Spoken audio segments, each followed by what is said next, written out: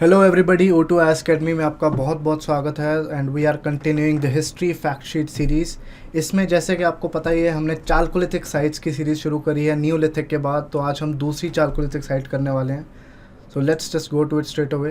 सो आज जिस साइट की हम बात करेंगे डैट इज़ गिलोन, जो कि आहार बानस कल्चर के कम्प्लेक्स की ही सबसे लार्जेस्ट साइट है। तो उसी के बारे में हम पढ़ते हैं। सबसे इंपॉर्टेंट अगर हम बात करें चालकोलिथिक साइट इन राजस्थान, तो सदर्न राजस्थान में, जो कि उदयपुर राजसमंद डिस्ट्रिक्ट के आसपास के जो एरियाज़ हैं, जो डिस्ट्रिक्ट्स हैं, वहाँ पे ही इनका पूरा एक कम्प्लेक्स बनता है। जैसे कि आप देख सकते हैं the complex which you can see आहार, बानस, बालाथल, ये जो 3-4 इंपॉर्टेंट साइट्स हैं, यही सबसे इंपॉर्टेंट साइट्स हैं चालकोलिथिक की अगर हम राजस्थान की बात करें। पिछली साइट में हमने आहार के बारे में डिस्कस करा था, जिसके नाम के ऊपर ही पूरे कॉम्प्लेक्स का नाम रखा गया है, डैट इज़ आहार बानस कल्चर। उसी कल्चर में तकरीबन बहुत सारी साइट्स आती हैं, 111 साइट्स आते हैं, लेकिन सारी इंपॉर्टेंट नहीं हैं। उनमें से जो सबसे बड़ी साइट और सबसे इंपॉर्टेंट साइट है that is Gilund, which is the largest site of this entire culture. ये जो पूरा आहार बानस कल्चर है, इसकी लार्जेस्ट साइट है गिलुंद। इसके बारे में और पढ़ते हैं। और इसके लोकेशन की अगर बात करें तो राजसमंद डिस्ट्रिक्ट ऑफ राजस्थान में लोकेटेड है, जहाँ पे राजसमंद लेक भी हमें मिलती है। छोटा सा डिस्ट्रिक्ट है, बहुत बड़ा नहीं है।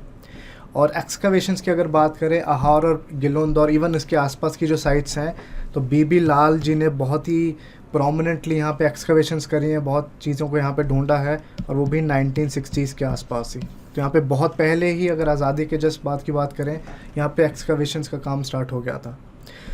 लार्जेस्ट चालकोलिथिक साइट की हम बात ऑलरेडी कर चुके हैं कि पूरे इलाके की सबसे लार्जेस्ट चालकोलिथिक साइट है। हालांकि नाम, जिस साइट के नाम पे पूरे कॉम्प्लेक्स का नाम रखा हुआ है, डैट इज़ आहार। और आहार में ही, जैसे हमने ऑलरेडी पहले डिस्कस करा था, सबसे इंपॉर्टेंट यहाँ की जो एक पॉइंट रहेगा इस स्लाइड में या फिर इस साइट की अगर हम बात करें, डैट इज़ देयर पॉटरी। तो रेड एंड ब्लैक वेयर, वही रेड एंड ब्लैक वेयर जो आहार में भी पाया गया है, लाल और काले रंग के बर्तन, जिसमें वाइट या फिर क्रीमिश कलर की अगर हम बात करें तो उसके डिज़ाइंस हमें इसके ऊपर मिलते हैं।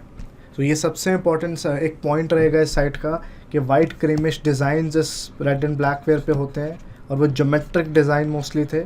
इसमें लाइंस बन रखी हैं, सर्कल्स बन रखे हैं, और ये सारी चीज़ें। और यहाँ पे माइक्रोलिथ टूल्स भी फाउंड हुए हैं, जो कि माइक्रोलिथ्स की हमने बात की है कि नियोलिथिक एज में काफ़ी जगह से माइक्रोलिथ्स फाउंड हुए हैं। हालांकि इनका आविष्कार जो है वो मीजोलिथिक एज में हुआ था।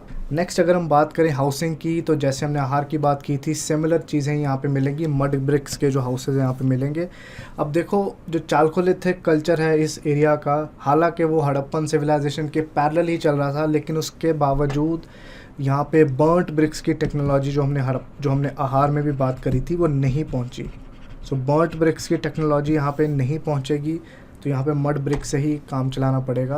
और जैसे चूल्हे जो कि खाना पकाने के काम आते हैं, आहार में मिले हैं, यहाँ पे भी हमें सेम चीज़ मिलेगी। और पिट्स की अगर हम बात करें, ओब्लॉन्ग होता है कि थोड़ा लंबा, और एंड में थोड़ा सर्कुलर, थोड़ी इस शेप की पिट्स होती हैं। तो ओब्लॉन्ग पिट्स भी थी, जिसमें स्टोरेज की जाती थी, प्रोबेबली घर के अंदर फूड ग्रेन्स या फिर कुछ भी और स्टोर कर लिया। और यही चीज़ें हमें आहार में भी कहना कहीं मिली थी। जो सबसे इम्पॉर्टेंट पॉइंट्स में से एक गिलोन साइट में है, वो है टेराकोटा फिगरीन्स ऑफ बुल। ये एक ऐसे, यहाँ पे बहुत ही फाइनली मेड बुल के कुछ मूर्तियाँ प्राप्त हुई हैं, जहाँ पे उसका हम्प भी बहुत प्रोमिनेंट दिखा गया है, और जहाँ से एक रिलीजन या फिर किसी कल्ट के होने का वहाँ पे एक अंदेशा होता है कि शायद वहाँ पे बुल वर्शिप जैसी कोई चीज़ हो, जो कि हम इंडियन रिलीजन है या फिर इंडियन इकोसिस्टम ऑफ रिलीजन्स में देखें आज भी कहीं ना कहीं मौजूद है। सो मे भी बुल का वर्शिप या फिर कोई फॉलोइंग किसी भी टाइप की शायद वहाँ पे अवेलेबल हो, शायद वहाँ पे प्रेवलेंट हो। हालांकि पक्के से कहना बहुत ही इस बात में मुश्किल है, बट इट डेफिनेटली, अगर उनकी सोसाइटी की बात करें, सो एक इंटरेस्टिंग पॉइंट ज़रूर बन जाता है। इकोनॉमी की बात करें तो आहार कल्चर के साथ सिमिलर पॉइंट्स यहाँ पे ऐड होंगे। एग्रीकल्चर, पैस्टोरलिज्म एग्जिस्ट करता था, एनिमल हस्बेंड्री जिसको हम कह देते हैं। और सिंस यहाँ पे कुछ कॉपर के औजार मिले हैं हंटिंग के, चाहे वो एरो हेड्स हो गए, चाहे वो नाइफ्स हो गए, चाकू हो गए, तो यहाँ पे हंटिंग जैसी बातें भी हम कर सकते हैं। एक पॉइंट जो हम इसमें ऐड कर सकते हैं वो ये है कि ये जो साइट है सबसे oldest Chalcolithic sites in India है, और इसकी जो सेटलमेंट की अगर हम बात करें तो 3000 BC से ही शुरू हो जाती है, और 1700 और 1500 BC तक प्रोमिनेंटली चलती है। तो इसके दो फेजेस हम कह सकते हैं। पहला फेज़ 3000 टू 2000 BC तक, और उसके बाद 2000 टू 1500।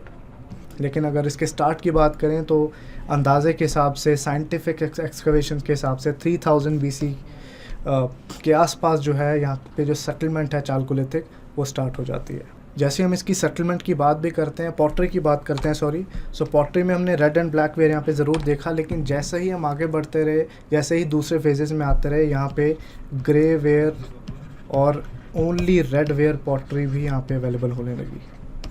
सो पॉटरी के जो डिज़ाइंस हैं और जो ट्रेडिशंस हैं वो बदलते गए, लेकिन फिर भी ये वाला पॉइंट सबसे इंपॉर्टेंट रहेगा कि red and black ware pottery जो कि आहार और बाकी आसपास की साइट्स पे अवेलेबल है वही यहाँ पे प्रोमिनेंट होगा। तो अगर हम एग्ज़ाम पॉइंट ऑफ व्यू से बात करें, इवन हिस्ट्री ऑप्शनल के पर्सपेक्टिव से बात करें, तो एक्सकवेटर का नाम, लार्जेस्ट साइट और पॉटरी ट्रेडिशंस जो कि सबसे इम्पॉर्टेंट यहाँ पे पॉइंट होता है, ये चीज़ें सबसे ज़्यादा इंपॉर्टेंट होंगी इस अगर हम पूरी साइट के बारे में पढ़ना चाहें। तो आई होप आपने आज का लेक्चर काफ़ी इन्जॉय किया और काफ़ी आपको यहाँ से सीखने को मिला। फिर से चालकोलिथिक साइट के साथ हम हाजिर होंगे, तब तक जय हिंद।